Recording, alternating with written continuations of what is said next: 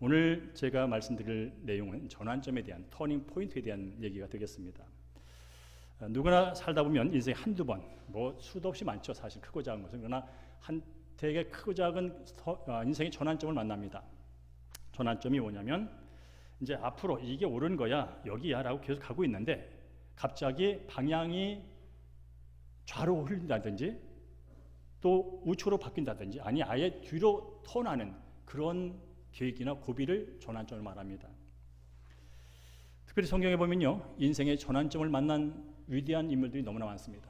특별히 제가 많은 사람을 소개할 수 없지만 모세를 소개해 보면 모세는요, 아기 때 그 갈대 상자에 담겨가지고 나일강에 떠내려 보내지는 그야말로 죽음을 향해 가는 그 순간을 어릴 때 아기 때 직면합니다. 그저 물길 따라 가다가 어느 순간 악어에게 잡혀 먹을 수 있고 어느 순간 뒤집혀서 익사할 수 있는 그런 상황을 맞이하여 흘러가는 도중에 바로 바로의 딸이 목욕하는 그 자리로 흘러감으로 말미암아서 그 바로의 왕이 모세를 건져냅니다. 그래서 그가 죽지 않고 사는 인생의 첫 번째 큰 전환점을 맞이하고요. 그 다음에 이제 바로의 왕궁의 왕자가 되어서 40년을 삽니다. 그야말로 세상의 최고의 학문을 연마하고요. 또 왕자로서 힘과 무술과 모든 걸 자격을 갖추는 멋진 건장한 사람이 됩니다. 근데 나이 40에 그 자기의 동족인 히브리 백성을 괴롭히는 그 한 애굽 사람을 쳐 죽이는 일이 벌어지게 되죠. 그로 인해서 그가 이제 살인자로 인해서 도망쳐야 되는, 광야로 도망치는 그야말로 고통의 삶의 시작의 전환점을 맞습니다. 그 화려했던 왕궁의 삶을 뒤로하고 이제 그 미디안 광야에서 어떻게 앞날이 보장되지 못하고 다시 그 왕으로 돌아갈 수 없는 그런 상황 속에서 새로운 삶을 사는 것을 새로운 전환점을 맞죠. 그렇게 40년 지납니다. 이제 나이 80. 그저 광야에서 양이나 치면서 그렇게 쓸쓸히 늙어가고 있을 때 호렙산에서 그 산떨기 불꽃 가운데 하나님을 만납니다. 하나님께 음성을 듣습니다. 그리고 그가 그 애굽에서 신음하며 종살이하는 그 백성들을, 이스라엘 백성들을 애굽에서 해방시키는 그 일의 지도자로, 해방시키는 자로 수임하는 최고의 인생의 전환점을 맞습니다. 그것이 바로 모세의 전환점. 오늘 설교의 내용이 뭐냐면 사도 바울이 되기 전에 사울, 그가 어떻게 예수를 만났는지, 그 인생이 어떻게 바뀌었는지, 그런 인생의 전환점에 대한 얘기가 되겠습니다. 동시에 오늘 얘기는 한 사람이 예수를 만나서 180도 그의 인생이 완전히 변화된 사건일 뿐 아니라 그의 변화를 말미암아서 그 복음의 판도, 예루살렘과 유대와 사마리아와 땅까지 이르러 내증되는 그 예수의 말씀이 이제 새롭게 확장되어 나가는 교회에서, 교회 선교에서 아주 위대한 사건이 되는 만남, 그 얘기를 오늘 짧은 시간이지만 여러분께 나누기를 원합니다. 자, 그러면 예수님과 사울이 어떻게 만나게 됐는지 우리 함께 1절과 2절을 다시 한번 읽겠습니다. 시작. 사울이 주의 제자들에 대하여 여전히 위협과 살기가 등등하여 대제사장에게 가서 다메섹 여러 회당에 가져갈 공문을 청하니 이는 만일 그 도를 따르는 사람을 만나면 남녀를 막론하고 결박하여 예루살렘으로 잡아오려 합니다 라고 말합니다. 사도 바울, 사울 제가 겹쳐서 사용할 거예요. 같은 사람입니다. 자, 사울이 어떤 사람이냐면 예수를 믿고 따르는 사람을 아주 증오하는 사람이에요. 그런 사람들을 보면 분노가 일어나는 사람이에요. 그리고 자기가 배운, 자기가 경험한 자기의 열심에 갇혀서 나름대로 최선을 다하는 그런 자기 의에 빠져 중심에 사는 사람이었어요. 그래서 그가 할 수 있는 일이 뭐냐면 예수를 믿고 그 도를 따르는 사람들을 핍박하는 일, 잡아서 가두고 때리고 죽이는 일에 앞장서는 일을 열심히 합니다. 그렇게 하는 도중에 어떤 정보가 들어오냐면 예루살렘에서 240km 떨어진 다메섹에서도 예수의 도를 따른 자들이 예수의 복음을 전파하고 있다는 소식을 듣습니다. 그래서 호위병을 이끌고 그 다메섹에 있는 예수의 도를 따르는 사람들을 붙잡기 위하여 힘차게 달려갑니다. 204km는 어떤 거리냐면 서울에서 대구까지의 거리, 걸어서는 일주일 정도 걸리는 그런 거리를 그가 열심히 달려갑니다. 왜요? 예수 믿는 자들을 잡아 가두고 때리려고. 마치 먹을거리를 발견하고 돌진하는 사나운 짐승처럼 달려갔습니다. 편견의 갑옷을 입고 증오와 분노의 칼을 차고 이제 예수 그리스도를 믿는 사람들의 심장을 향해서 돌진하기 시작을 합니다. 과연 사울이 왜 그렇게 예수 믿는 사람들을 잡아 가두려고 혈안이 되어 질주했던가? 그것은 한마디로 자기의입니다. 한마디로 그 속에 있는 분노입니다. 자신이 알고 있고 믿고 있는 것과 다르게 살아가는 예수 자기를 보면서 그의 마음속에 증오가 생겼습니다. 저건 아니야 라는 분노가 생겼습니다. 그리고 나보다 더 하나님께 열심히 있는 사람이 있으면 나와봐 하는 자기 의가 충만했습니다. 그리하여 그 마음을 갖고 돌진해 갔습니다. 오늘 전 여기서 여러분에게 한 가지 질문 드립니다. 오늘 아침에 이 예배 자리에 나올 때 여러분은 어떤 마음을 갖고 나오셨습니까?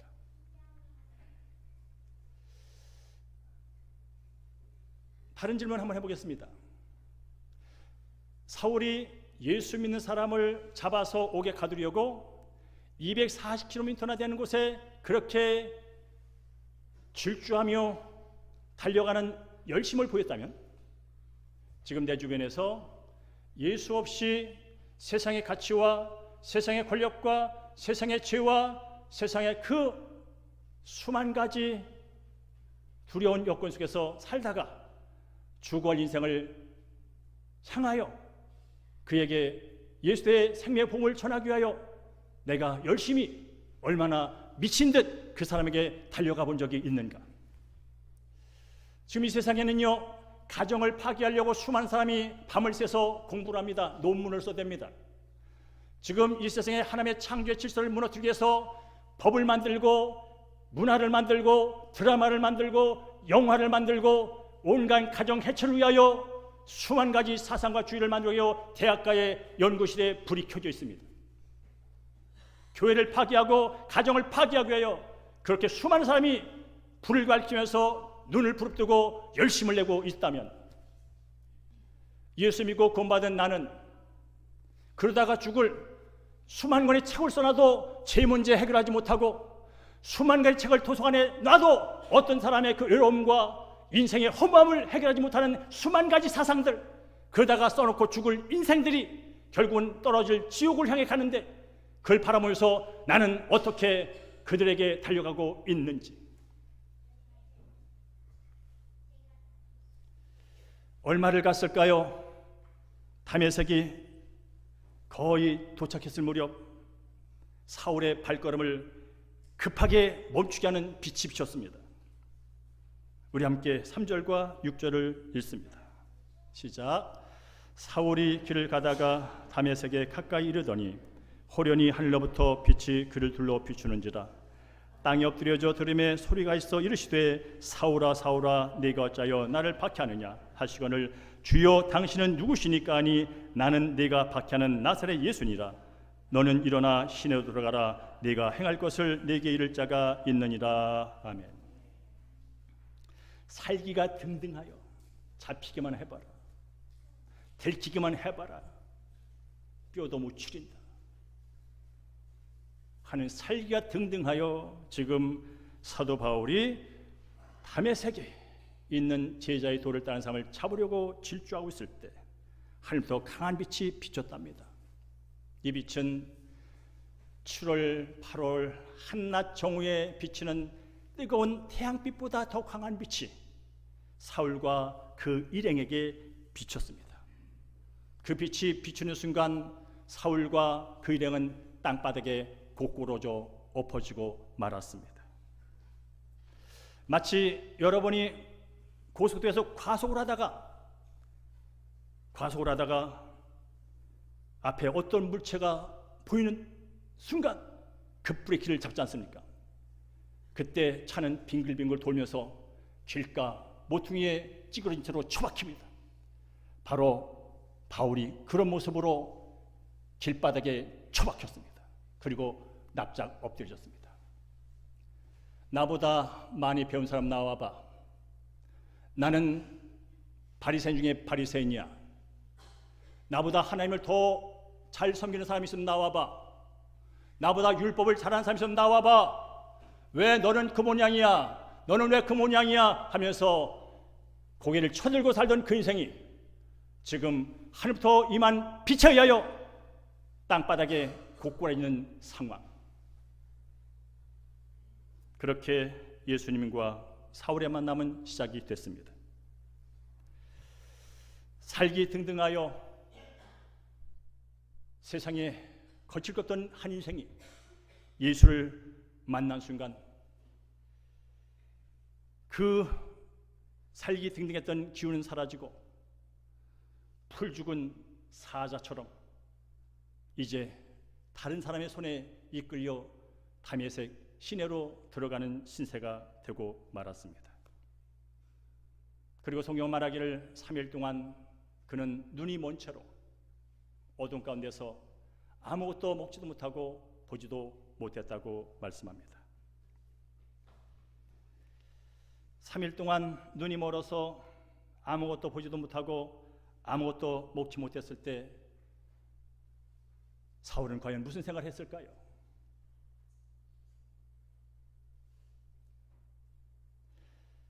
사울아 사울아 네가 어찌하여 나를 박해하느냐? 주여 당신은 누구십니까? 나는 네가 박해하는 나사렛 예수니라. 너는 일어나 시내로 들어가라. 네가 행할 것을 네게 이를 자가 있느니라. 그렇습니다. 암흑의 어둠의 3일 동안 사울은 예수님과 끝없는 대화를 했을 것입니다.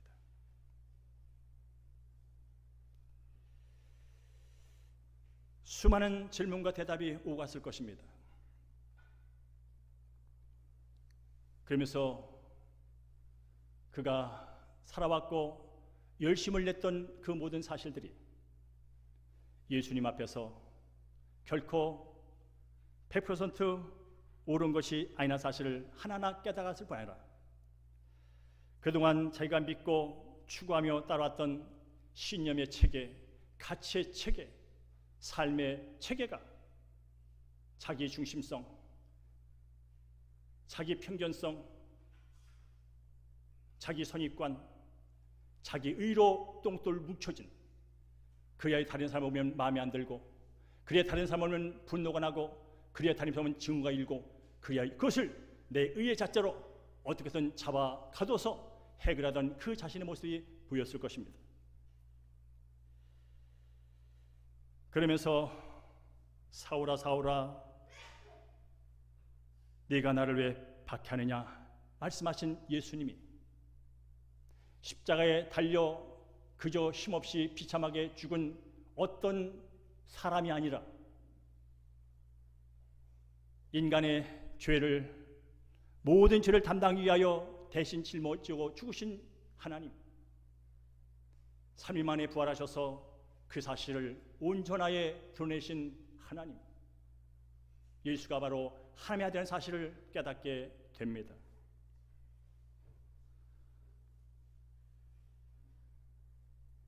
그동안 그의 삶을 지탱해왔던 가문의 자랑, 그동안 자신의 삶을 영화롭게 만들었던 학문과 사람들의 인정과 자기의 열정은 이제 뒤로 어둠과 함께 예수의 죽음과 함께 사라져버리고 이제 새로운 예수 그리스도의 가치, 예수 그리스도의 생명, 예수 그리스도가 이 땅에 오신 그 목적 앞에 새로운 삶을 시작합니다. 그게 바로 사도 바울의 인생의 전환점입니다. 물론 사도 바울의 회심은 전적으로 예수님의 찾아오심, 하나님의 전적인 주권적인 은혜입니다. 그는 훗날 이 다메섹에서 예수를 만난 사건을 기억하면서 몇 번에 걸쳐서 이렇게 고백을 하는데 한 군만 보겠습니다. 디모데전서 1장 12절과 16절. 시작. 내가 전에 비방자요 폭행자였으나 도리어 긍휼을 입은 것은 내가 믿지 아니할 때에 알지 못하고 행하였음이냐. 그러나 내가 긍휼을 입은 까닭은 예수 그리스도께서 내게 먼저 일체 오래 참으심을 보이사 후에 주를 믿어 영생을 얻는 자들에게 본인되게 하려 하심이다 라고 고백을 합니다. 제가 예수 믿기 전에는요, 제가 예수를 만나기 전에는요, 예수를 비방하던 사람입니다. 예수 믿는 사람, 믿는 예수쟁이들을 무시하던 사람입니다. 아니, 붙잡아 옥에 가두고 폭행하던 폭행자였습니다. 그런데 예수님께서는, 하나님께서 제게 긍휼을 베푸셨습니다. 오래 참아 주셨습니다. 그리고 저를 만나 주셨습니다. 제 삶의 새로운 전환점으로 새로운 삶을 살도록 이끌어 주셨습니다. 더 나아가서 예수의 복음을 전하며 구원받은 자들의 본이 되는 삶을 살도록 저를 세워 주셨습니다. 그런 고백을 훗날에 하게 됩니다. 그런 면에서 오늘 이 사도행전 9장의 사건은 결코 어쩌다 우연히 일어난 만남의 사건이 아니라 철저하게 만세전부터 하나님께서 계획하신 사건, 하나님께서 바울을 택하시고 바울을 통하여 바울같이 살다 죽을 인생들을 다시 하나님의 자녀 만들려고 하는 그 위대한 계획 속에 이루어진 특별한 만남. 그래서 그 만남은 우연한 어쩌다 만난 그저 그런 만남이 아니라 어둠에서 빛으로 향하는 만남이요, 사망에서 생명으로 바뀌는 만남이요, 헛된 것을 추구하다가 영원히 죽을 자리에서 영원한 가치로 변환되는 만남이요, 교만에서 납작 엎드려지는 겸손한 삶으로 내려가는 만남이요, 자기 의에서 우쭐거리다가 예수의 진리를 전하는 그런 자리로의 변화, 그리고 더 나가서 박해자에서 예수를 전함으로 말미암아 이제 박해를 받는 자로의 전환. 그렇습니다. 행위로 구원받으려고 열심을 내고 노력하다가 죽을 인생 사울, 학문과 세상의 지식을 자랑하다가 결국 허물을 노래하다가 사라질 인생 사울, 혈통과 가문과 돈을 내세우다가 결국 인생 말년에 쪼그라지고 말 사울, 잘못된 열심을 가지고 다른 사람들의 선한 길을 막다가 저주받을 인생에서 예수님의 선하신 찾아오심과 예수님의 만나주심과 그로 말미암아 새로운 영원한 영생의 삶을 사는 만남. 그래서 오늘 예수와 사울의 만남은 은혜의 만남입니다. 결코 만날 수 없는 사람의 만남, 결코 만나줄 수 없는 사람을 만나주는 만남, 그 만남이 바로 오늘의 만남입니다. 그렇다면 저와 여러분은 어떨까요? 저 여러분은 어떨까요? 사울보다 나은 사람일까요? 사울보다 하나님 보기에 더 이쁜 사람이었을까요? 그렇지 않다는 거예요. 어쩌면 우리는 사울처럼 많이 배우지 못한 것 때문에 열등감에 시달렸고, 그래서 화가 났고, 어쩌면 사울처럼 열심을 내고 싶은데도 불구하고 열심히 안 나서 그것 때문에 오히려 나 같은 존재 때문에 시무룩했던 나, 그리하여 또 원망했던 나일 수 있어요. 그러나 그럼에도 불구하고 나를 찾아오셔서 나를 만나주신 예수님 때문에 여러분이 저와 저희가 여기에 있다면 그것은 전적으로 하나님의 주권적인 은혜요 사랑인 줄로 믿습니다. 더 중요한 것은 지금 이 시간도 살아계신 예수님이 이 자리에서 여러분의 심령 안에서 저와 여러분을 만나고 계신 줄로 믿습니다. 그래서 예배는 예수님을 만나는 것입니다. 여러분을 예수님을 지금 만나고 계십니다. 특별히 예배가 끝나고 어떤 걸 들으며 만나는 게 아니라 이미 여러분 안에는 성령으로 예수님이 와 계십니다. 우리는 예수님의 만남 가운데 예수님을 예배하고 있습니다. 예수님의 만남 가운데 예수님을 자랑하고 있습니다. 예수님과 함께 예수님을 높이고 있는 것입니다. 그러면서 여러분 예배드릴 때 막연하게 예배드리지 마십시오. 하나님을 만나십시오. 이미 나와 만나 계시고 나의 주인 되신 그분을 고백하면서 예배를 드리십시오. 그럴 때 내 안에 계시고 나와 늘 함께 하신 그분께서 우리의 삶의 문제를 해결해 주시고 우리의 어둠을 빛으로 바꿔주시고 우리의 아픔을, 우리의 고통을 새롭게 치료하시는 놀라운 은혜를 더해줄 줄로 믿습니다. 그렇습니다. 예수님과 사울의 만남은 어쩌다 우연히 만난 만남이 아니었습니다. 특별한 목적이 있었습니다. 9장 15절을 함께 읽습니다. 시작. 9장 15절 시작. 주께서 이르시되 가라, 이 사람은 내 이름을 이방인과 임금들과 이스라엘 자손들에게 전하기 위하여 택한 나의 그릇이다 라고 말합니다.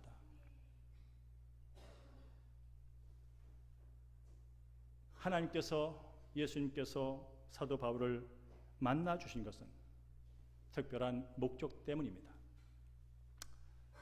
자, 그 다메섹 지역에 아나니아라고 하는 예수님의 제자가 있었습니다.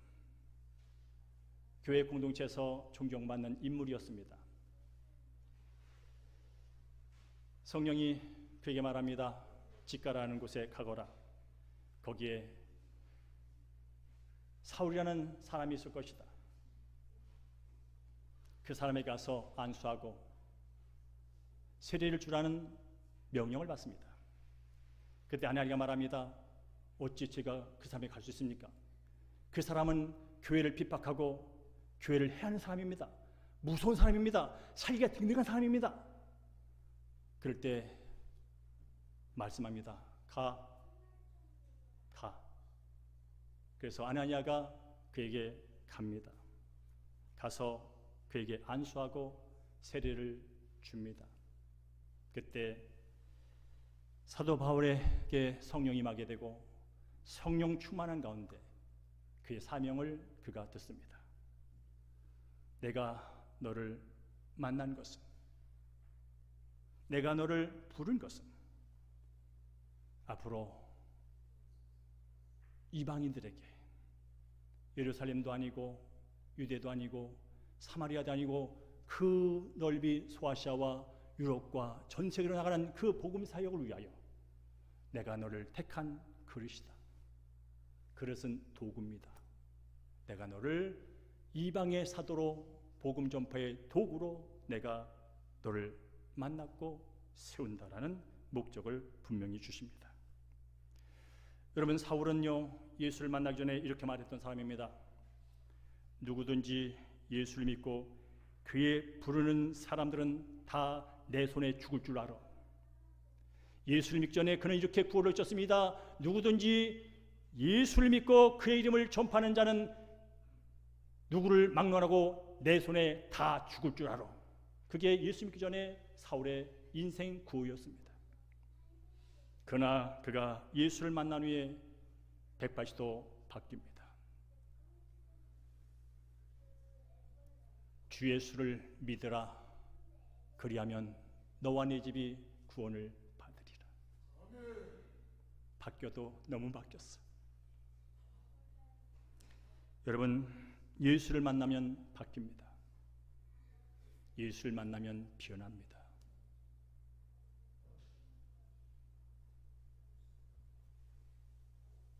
그래서 우리는 다시 나를 돌아보는 것입니다. 나는 예수를 진정으로 인격적으로 만난 건가? 나는 여전히 종교인인가?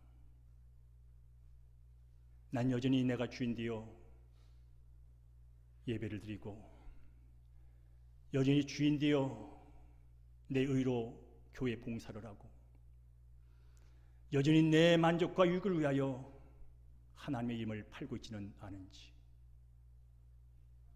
난 진정 예수를 만난 그 기쁨 때문에 예수가 지금도 계속 더 깊이 만나고 싶은지, 예수를 하는 지식 때문에 내가 그동안 알고 왔고 내가 추구하는 그 모든 것을 배설물처럼 여길 수 있는 그 마음이 진심으로 내 속에서 우러나고 있는지. 예수는 모든 것 되십니다.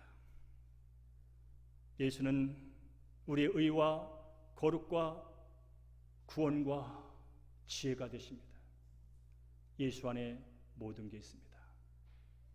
모든 것 대신 예수를 가졌음에도 불구하고 여전히 허한 것이 있다면, 모든 것 대신 예수님을 믿는다면서도 여전히 공허하고 여전히 내 중심에서 벗어나지 못한다면 우린 다시 한번 주님의 만남을 사모해야 합니다. 저도 마찬가지고 지금 있는 여러분도 마찬가지고 이 땅의 한국교회는 다시 한번 예수를 만나는 시간을 가져야 합니다. 건물이 교회가 아닙니다. 성경을 샀다고 말씀이 저절로 내게 되는 게 아닙니다. 교회를 오래 다녀 지식은 많아질지 모르지만 여전히 내 발이 세속에 묶여있고 돈에 묶여있고 자존심에 묶여있고 분노에 묶여있고 증오에 묶여있고 한편에 묶여있다면 여러분은 예수를 다시 만나셔서 고꾸라지는 경험을 하셔야 합니다. 다시 납작 엎드려서 주님을 예배하는 회개 시간이 필요합니다. 그래야 진정으로 내 삶의 자유를 경험하게 될 것이고 세상에 그 어떤 것도 나를 변화시킬 수 없는, 나를 어찌할 수 없는 그 위대한 영적인 힘에 붙들려 사는 것이 무엇인지를 알게 될 것이고 그런 말미암아서 한나라 내 삶이 감사요 기쁨이요 은혜라는 고백이 아파도 나오고 암덩어리가 있어도 나오고 부도가 생겨도 나오고 시험 점수가 생각보다 안 나와도 나오고 다시 하면 되지 뭐, 다시 시작하면 되지 뭐, 다시 해보면 되지 뭐 라고 하면서 다시 주님의 손을 붙들고 일어나는 그런 소망의 신앙.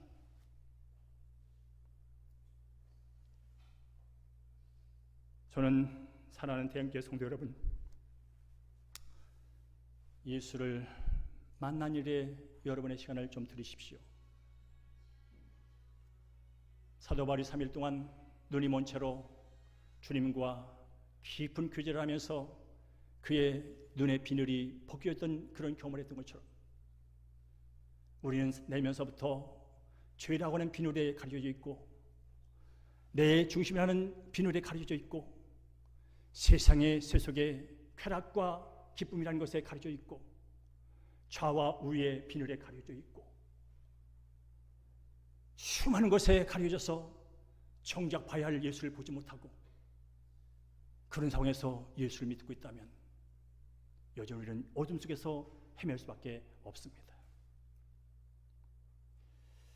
외로우십니까? 예수를 만나십시오. 돈을 가졌지만 외로웠던 삭개오를 만났던 예수님이 친구가 되어주실 겁니다. 만족함이 없으십니까? 남편을 5번 갈아봤지만